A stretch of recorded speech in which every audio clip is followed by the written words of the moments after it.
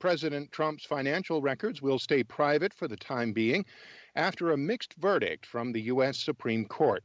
AP Washington correspondent Sagar Meghani reports. The High Court is upholding the Manhattan District Attorney's subpoena for the president's tax returns, but it's unclear when a lower court judge might enforce the demand. In another ruling, the justices are keeping a hold on Trump financial records Congress has been seeking for more than a year. Still, they rejected the president's arguments that he's immune from investigation while in office and have sent the case to a lower court, which House Speaker Nancy Pelosi bills as a win for the Constitution. It's not good news for the President of the United States. He's not viewing it as a win either. This is a political witch hunt.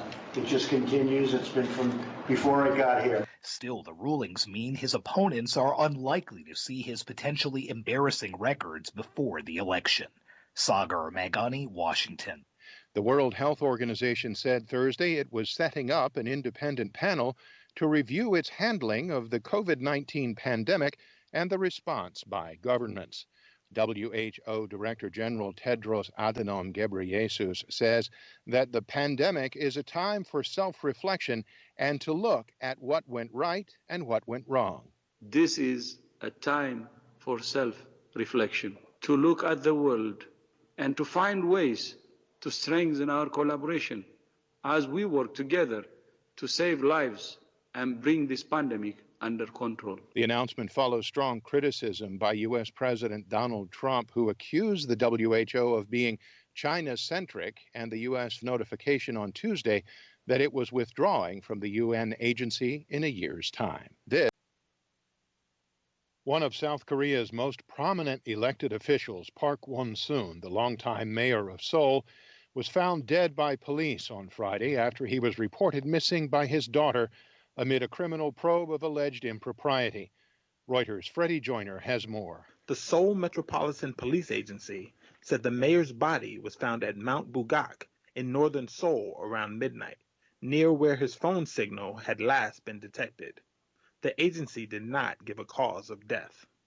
A police official told reporters at a television briefing at the scene there was no sign of foul play, although a detailed investigation would be needed. As mayor of the city of nearly 10 million people, Park was one of South Korea's most influential politicians and played a high-profile role in its response to the coronavirus pandemic. He was seen as a potential presidential hopeful for the Liberals in the 2022 presidential elections. That's Reuters' Freddie Joyner.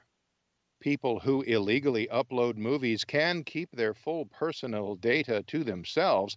That's according to a ruling from the European Union's highest court.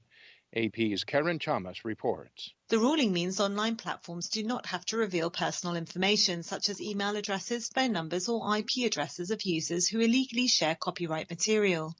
The case stems from a German film distributor's request for details about users who had uploaded the films Parker and Scary Movie 5 onto YouTube. YouTube had refused to disclose the full personal information. The case was referred on to the European Court of Justice, which said online platforms like YouTube just need to provide the user's postal address as per European intellectual property law. I'm Karen Chamas. New York Mayor Bill de Blasio joined the Reverend Al Sharpton and others Thursday in painting the words Black Lives Matter on Fifth Avenue right outside of the Trump Tower. Reuters' Lisa Bernhardt has more. De Blasio, who was joined by his wife and the Reverend Al Sharpton, addressed the president's response Thursday. Let me tell you, we are not denigrating anything. We are liberating Fifth Avenue. So when we say Black Lives Matter, there is no more American statement. There's no more patriotic statement, because there is no America without Black America. The mural escalates an ongoing feud between the mayor and the president. Last July, de Blasio said New York would not welcome back Trump, who was born in Queens, after his presidency. 3 months later, Trump announced that he switched his permanent residence to his Mar-a-Lago home in Palm Beach, Florida, from his Trump Tower residence in New York. That's Reuters' Lisa Bernhardt.